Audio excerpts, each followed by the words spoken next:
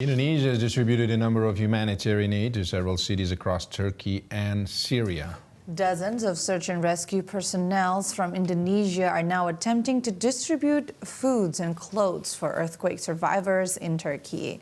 They focus on some of the worst affected cities as locals are trying to revive from the deadly earthquake. Since February 15th, Indonesia has also operated field hospitals in Hassa, Hatay province. About 119 medical workers are now carrying out treatments to earthquake survivors. It has 18 tons of cargo carrying medical supplies, including medicine and medical equipment. This emergency hospital offers some facilities to give better treatments, where a number of doctors could also perform surgery.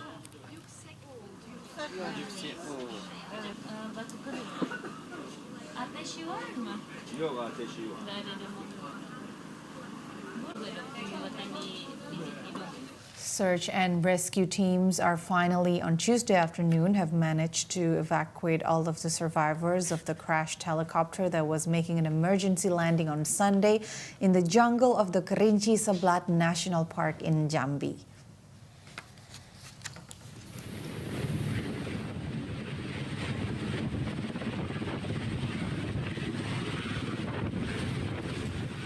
Eight survivors, including Jambi Police Chief, two-star Police General Rusdi Hartono, were airlifted to Jambi's provincial capital to get medical treatments. The survivors are 3 helicopter crew members and the rest are police officials and officers.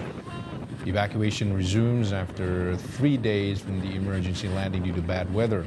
And even during the evacuation process, strong winds still give rescuers a hard time. The emergency landing itself was caused by bad weather.